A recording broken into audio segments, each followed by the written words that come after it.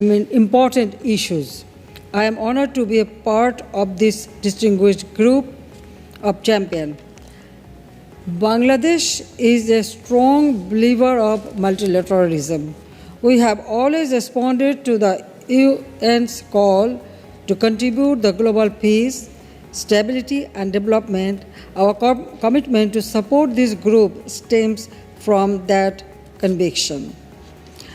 The war in Ukraine comes at a time when the world is still struggling to recover from the COVID-19 pandemic.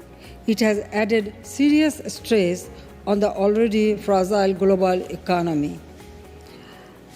Excellencies, as a nation, we are known for resilience against the most daunting challenges. The COVID-19 pandemic is its latest example. Our pandemic recovery efforts were marked by a careful balance between protecting lives and livelihoods. We put the most vulnerable people at the forefront of our recovery efforts. We widened the coverage of social protection to support those who are the furthest behind. Timely measures to procure vaccines help us avert a major health crisis and save lives. We also took a pragmatic initiative to support our export sector and SMEs. Stimulus packages worth $23 billion were rolled out, and these measures helped us achieve a 6.94% GDP growth rate in the last fiscal year. We have attained self-sufficiency in food production and ensured energy security. However, the Ukraine war has made the situation extremely volatile. Short supply and unusual price hike of food, fuel, and other commodities have already put serious strain on the lives of the common people. Excellency, as a representative of the Global South, I bring to the table the voices of the millions of people who are the most affected due to this crisis. The LDCs and SIDS are bearing the heaviest brunt.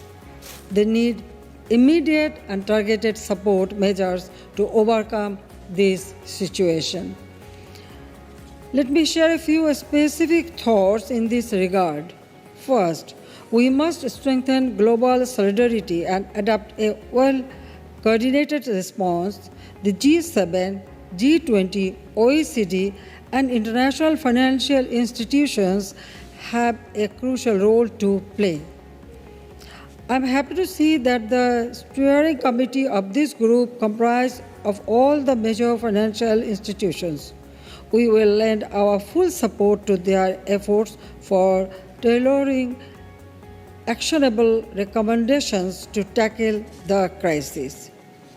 Second, the immediate need is to address disruption of global logistics and supply chain.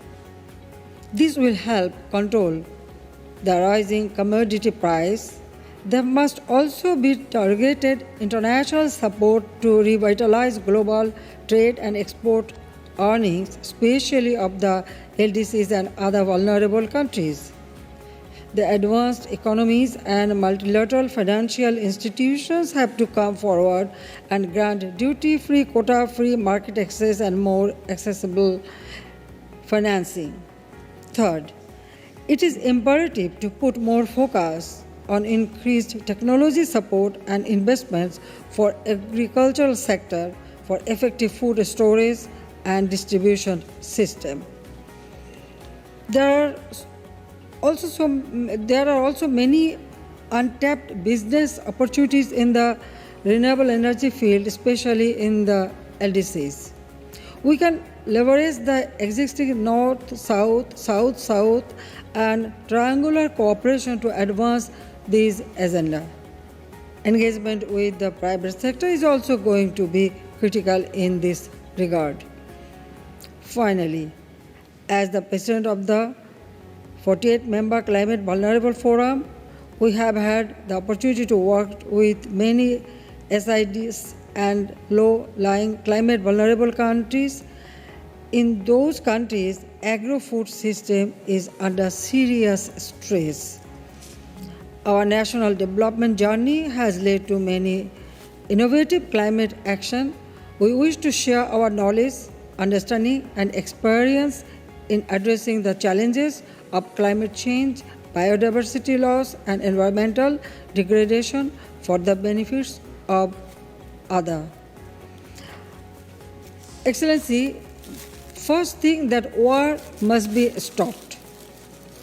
Yes, you mentioned about the food movement. Yes, grain export or export grain, it is it's good initiative, but the point is there how to make the payment, what would be the financial mechanism, how to pay the bills, because there are sanctions. G7 chairperson, Chancellor of Germany mentioned that there will be no sanction, but it is not only a food movement or fertilizer movement. There are many relative things are there. So how to pay the bills, that is very, very important. So you have to look after this too. So I thank you very much for your initiative, and it's really very, very important at this moment. But again, I urge upon all of you that war must be stopped. We want peace,